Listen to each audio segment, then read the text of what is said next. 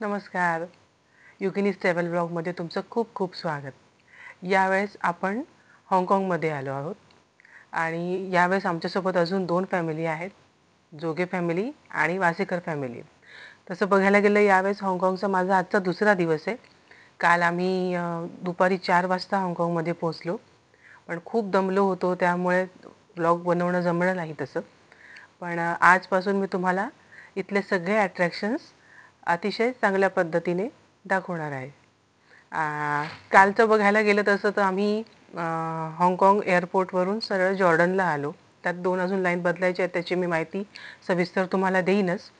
पण थोडक्यात सांगायचं तर जॉर्डन एरियामध्ये आमचं हॉटेल आहे, हॉटेल प्रुडेन्शियल. तिथे ही रूम आहे. त्या रूमची टूरसुद्धा मी तुम्हाला दाखवेल. इथे खर्च किती झाला तो पण दाखवेल. आणि तसं बघायला गेलं काल संध्याकाळी आम्ही जाणार होतो स्काय 100 ऑब्झर्वेशन डेकला. तिथून सनसेट वगैरे आणि हाँगकाँग सिटी खूप सुंदर दिसतं. एक रिट्स कार्लटन म्हणून 5 स्टार हॉटेल प्रॉपर्टी आहे, तिथेच ते सिच्युएटेड आहे. पण आमचं बॅड लक की तिथे त्यांचं काहीतरी बांधकाम सुरू आहे, त्यामुळे त्यांनी सांगितलं की 6 महिने तरी अजून ते नाही. आणि मग विचार केला की दुसरा ऑप्शन आमच्याकडे हा होता की हाँगकाँग स्पेस म्युझियम बघावं. पण स्पेस म्युझियम मंगळवारी बंद असतं, त्यामुळे हा पॉईंट तुम्ही खरंच नोट करून ठेवा की मंगळवारी हाँगकाँग स्पेस म्युझियम बंद असतं. त्यामुळे तसे पॉईंट तुम्हाला कव्हर करता येतील. मग त्यानंतर मग आमचं असं ठरलं की मग आपण इथे व्हिक्टोरिया हार्बरला जाऊया स्टार फेरीने. ते सुद्धा अगदीचे सोपं आहे. आम्ही आमच्या हॉटेलच्या खालूनच त्याचा बस स्टॉप आहे. 1 नंबर आणि 6 नंबरची बस वगैरे जाते तिथे. मात्र तुमच्याकडे चेंज हवे, कॅश असली तर ते चेंज मागतात. त्यामुळे ते चेंज तयार ठेवा. प्लस तिथे ऑक्टोपस कार्ड आहे, ज्याची माहिती पण मी तुम्हाला पुढे देईनच. ते तुम्ही टॅप केलं की ते सगळीकडे चालतं तसं. स्टार फेरी म्हणूनच बसचं नाव आहे 1 नंबर आणि 6 नंबर. तिथे गेलो, तिथले काही अट्रॅक्शन्स आम्ही कव्हर केले आणि रात्री उशिरा जेवण करून आम्ही घरी आलो. इथे इंडियन रेस्टॉरंट्स आहेत, त्यामुळे काही प्रॉब्लेम. जसं मी तुम्हाला सांगितलं आमच्या हॉटेलच्या खालीच बस स्टॉप आहे हा. तर इथे आम्ही आलो बस स्टॉपवर. 1 नंबर आणि 6 नंबरची बस जाते. 6 नंबरची बस आली होती, त्यात आम्ही बसलो. आम्ही ऑक्टोपस कार्ड घेतलं होतं, त्याच्याने पेमेंट केलो. साधारण 7 ते 8 मिनिटाच्याच अंतरावर आम्ही स्टार फेरीला पोहोचलो होतो. आणि स्टार फेरी ही एक बोट राईड आहे. त्यामध्ये तुम्हाला स्नॅक्स आणि एक सॉफ्ट ड्रिंक इन्क्लूड असतं त्याच्यामध्ये. तर याचा कॉस्ट आम्हाला $100 पर हेड आला. अर्थात तुम्हाला बार्गेनिंगसुद्धा तितकंच जमलं पाहिजे. त्यांनी 200 सांगितलं होतं आम्हाला पर पर्सन, पण आम्ही बार्गेन करून 100वर आलो. आणि इथे रोज रात्री 8 वाजता एक लेझर शो असतो, सिम्फनीज लेझर शो म्हणतात त्याला. तर तो असतो. बट का कुणास ठाऊक आम्ही शिपमध्ये होतो, आतमध्ये होतो, तर कदाचित त्यामुळे की काय आम्हाला तो दिसला नाही असा हवा तसा. कदाचित काठावर उभ्या असल्या लोकांना दिसलेला असू शकतो. पण ही सुद्धा एक राईड खूप सुंदर होती. उंच उंच स्काय स्क्रॅपर, सगळे हॉटेल्स हाँगकाँगमधले. ही टोटल 45 मिनटाची राईड असते. 7:45ला निघते आणि 8:30ला पुन्हा आपल्याला आपल्या पॉईंटवर ड्रॉप करते. त्यामुळे लाडूनेच खूप एन्जॉय केलं हे सगळं आणि आम्हीसुद्धा एन्जॉय केलं. कारण हे एवढे उंच उंच बिल्डिंग्स आणि हे हॉटेल यावर होणारे हे शोज, हे डिस्प्ले फार वेगळं होतं. छान वाटत होतं, खूप सुंदर.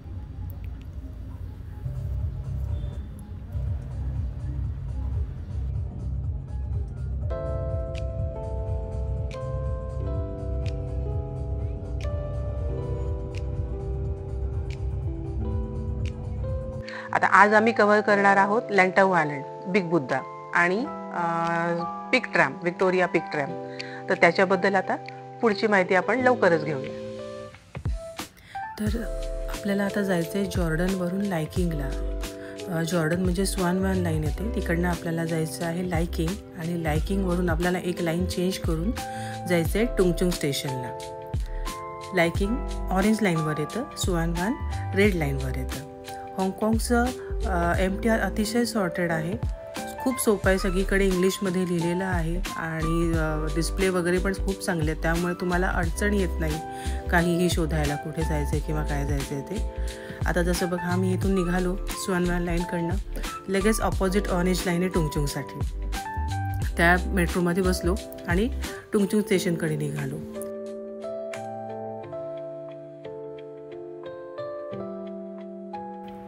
टुंगचुंग स्टेशनला उतरल्यानंतर बाहेरच आपल्याला सिटी गेट आउटलेट म्हणून मॉल आहे आणि इथेच आपल्याला आपल्या केबल कारचा पॉईंट सापडेल. इथे त्यांनी छोटे छोटे पॉईंट्स दिलेले आहेत आपल्याला डिस्प्लेसाठी की कुठे आहे म्हणून. समोरच दिसते हे बघा, NP360 म्हणून केबल कारचा साईन आहे. तो साईन बोर्ड फॉलो करायचा. सिटी गेटपासूनच ह्या ज्या बसेस चालल्यात ह्यासुद्धा बिग बुद्धासाठीच चाललेल्या आहेत. 10 ते 6 केबल कारचा टाईम आहे. हे जे उंच स्कायस्क्रॅपर दिसतंय ना, यातच इथे खाली हे बघा, हे पोस्ट ऑफिस आहे. यावरूनच हा देश किती प्रगत आहे हे आपल्याला कळतं. सकाळी 8:30ला आम्ही इथे पोहोचलो होतो. केबल कारची राईड उघडायला अवकाश होता. 9:30 साधारण 9:45ला एस्केलेटर स्टार्ट होता. पण तुम्ही तरीही 8:30पर्यंत पोहोचा, कारण 9:30 वाजता जेव्हा एस्केलेटरचे गेट उघडले मागे खूप गर्दी झालेली होती. हा हाफ डे टूर आहे. याचं तिकीट आम्ही क्लूकवरूनच बुक केलेलं होतं. आम्ही टोटल 11 जण होतो. क्रिस्टल केबिन आणि स्टँडर्ड केबिन, म्हणजे जाताना क्रिस्टल केबिन आणि येताना स्टँडर्ड केबिन असं आम्ही याचं तिकीट बुक केलेलं होतं. क्रिस्टल केबिन म्हणजे पूर्णपणे पारदर्शी असतं. अगदी आपल्या पायाजवळचा भागसुद्धा ट्रान्सपरंट असतो, काचेचा असतो. स्टँडर्ड केबिनला म्हणजे तुम्ही बघता, हे ज्याचं स्टँडर्ड केबिन आहे, नेहमी कंट्रोलला जी असते ती, फक्त साईडचे जे आहेत व्ह्यू ते आपल्याला ग्लासमध्ये दिसतील. आणि क्रिस्टलला संपूर्ण जे कॅबिन आहे ते ग्लासचं असतं. आम्ही 2 कॅबिन बुक केल्या होत्या क्रिस्टल केबिन. एका कॅबिनमध्ये सगळे मोठे होते आणि एका कॅबिनमध्ये आम्ही आणि ही आमची सगळी चिल्ली पिल्ली. त्यामुळे त्यांच्या आनंदामध्ये आम्हाला सुद्धा खूप उत्साह संचारल्यासारखा झाला होता. जसं की तुम्ही बघताय की पायाजवळ सुद्धा ग्लास आहे. आम्ही जाताना क्रिस्टल आणि येताना स्टँडर्ड केलं होतं. क्लूकवर हे सगळे ऑप्शन्स अवेलेबल आहेत. जाताना क्रिस्टल, येताना स्टँडर्ड, किंवा जाताना येताना दोन्ही स्टँडर्ड, जाताना स्टँडर्ड येताना क्रिस्टल, दोन्ही साईडने क्रिस्टल. जसं तुम्हाला हवं तसं तुम्हाला मिळेल. यांचा स्टाफ आहे, आपला फोटोग्राफ्स क्लिक करतात आणि वरती आपल्याला हवं असेल तसं त्या पद्धतीने डेकोरेट करून मिळतात. खूप सुंदर व्ह्यू होता आणि कॅबिनमध्ये बसून तर अजून छान वाटत होतं. त्यामुळे एक राईड तर क्रिस्टलची खरंच घ्यायला हवी.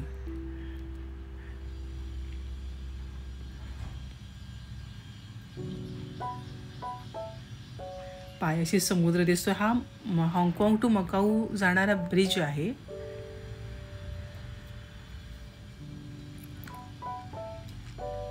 हा सुद्धा वरून दिसतो. बस या लिंकवरूनच जाते असं म्हणतात. जी बस येते ना बुद्धाकडे ती इथूनच येते. आणि हे एअरपोर्ट आहे, लँटाऊ एअरपोर्ट. डिझनीलँड याच भागामध्ये येतं. लँटाऊ आयलँडचाच भाग आहे डिझनीलँडसुद्धा. त्याची सुद्धा सफर आपण करणारच आहोत. हाँगकाँगला आलो तर डिझनीलँडला जाणारच आहोत. साधारण 25 मिनिटांची ही राईड आहे.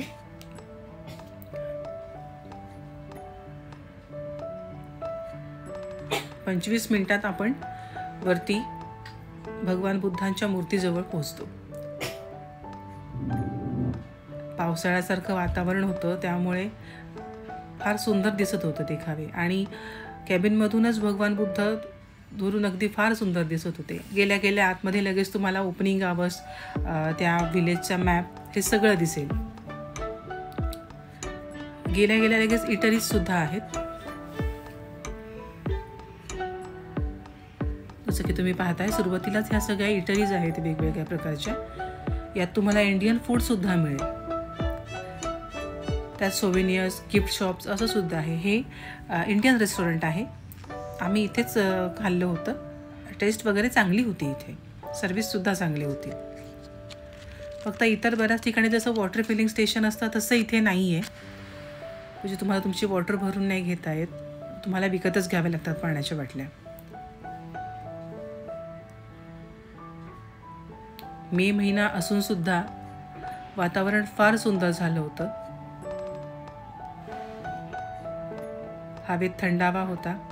जी बस येते ना घालून तिचा स्टॉप हा इकडेच आहे. त्यामुळे इनकन्व्हिनियंट असं काहीच नाही आहे. याचा स्टॉप आणि बसचा स्टॉप सारखाच आहे, फक्त एवढा आहे की फरक व्ह्यूचा, आकाशातून दिसणारा व्ह्यू आणि बसमधून दिसणारा व्ह्यू हा फरक असणार आहे, बस इतकंच. बसचं तिकीट कमीच आहे, त्याचंसुद्धा तुम्ही क्लूकवरून बुक करू शकता. न्योंगपिंग नावाचं हे एक गाव आहे आणि तिथेच यांनी ही मूर्ती स्थापन केलेली आहे. गाव असून सुद्धा फार सुंदर मेंटेन केले यांनी. डोंगराच्या जे आपण असं म्हणू शकतो की पठारावर आहे हे.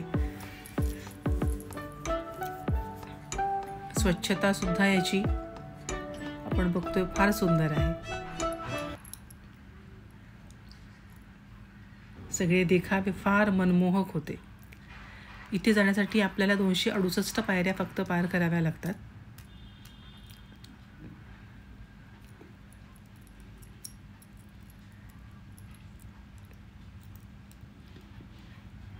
ह्याच्या आजूबाजूला भगवान बुद्धांना फळं, अत्तर, धूप आणि असे वेगवेगळे पदार्थ अर्पण करणारे देवता आहेत, त्यासुद्धा ब्रॉन्झच्या मूर्त्या आहेत.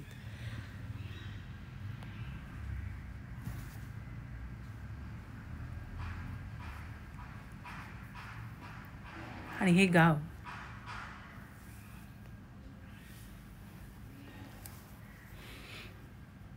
भगवान बुद्धांची ही प्रतिमा जी आहे 112 फूट आहे आणि 250 टन वजनाची आहे आणि ही कांस्य धातूची म्हणजेच ब्रॉन्झची बनलेली आहे. आजूबाजूला सुद्धा ज्या 6 देवता बनवल्या त्यासुद्धा ब्रॉन्झच्या आहेत. इथे आल्यानंतर साधारण 3-3.5 तास कसे गेले आम्हालाच कळलं नाही. असं म्हणतात गौतम बुद्धांचा ही जी मूर्ती बनवली आहे ना, ही बीजिंग शहराकडे फेसिंग असलेली आहे आणि तिथे त्या लोकांना ते आशीर्वाद देत आहेत. भगवान बुद्धांचा आशीर्वाद घेऊन आम्हाला पुढे निघायचं होतं व्हिक्टोरिया पीककडे. अगदी नयनरम्य देखावे होते, सोडून जाण्याचं मन तर होत नव्हतं, पण तरीही पुढे जावंच लागणार होतं.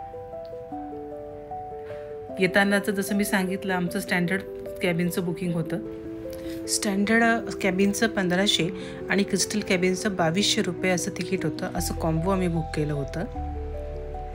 हा सुद्धा प्रवास आमचा 25 मिनिटाचा होता. इथून आम्हाला जायचं होतं सेंट्रल स्टेशनला. MTRमध्ये काहीही खाणं पिणं अलाउड नाही आहे, कायम लक्षात ठेवा, तुम्हाला दंड होऊ शकतो.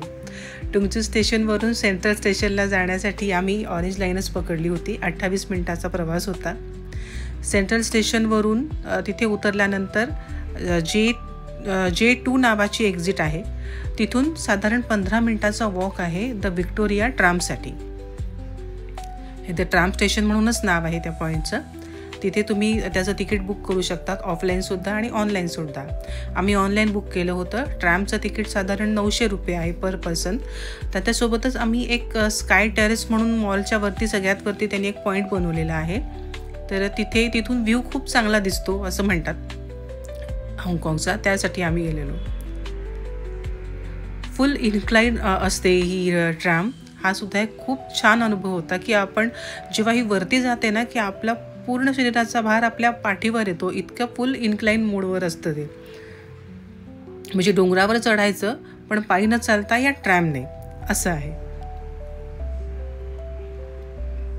जर स्काय टेरेसचं तिकीट बुक करायचं नसेल ना, तुम्ही फक्त ट्रॅमचं तिकीट बुक करा आणि तिथे गेल्यानंतर उतरल्यावर लगेच एक लुगार्ड्स लुकआउट आणि द लायन्स पॅव्हिलियन या नावाचे 2 पॉईंट आहेत. इथून सुद्धा हे व्ह्यू खूप छान दिसतात.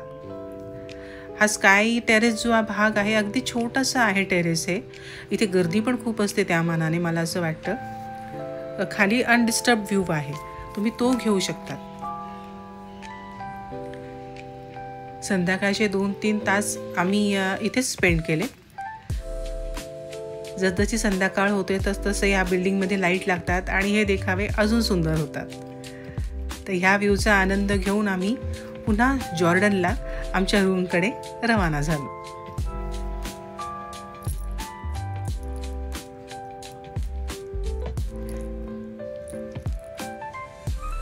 अशा पद्धतीने आजचा दिवस आम्ही खूप छान प्रकारे एन्जॉय केला. आता उद्याच्या भागात आपण लवकरच भेटू. कुठे जाणार आहोत ते उद्या सांगते. Thank you so much.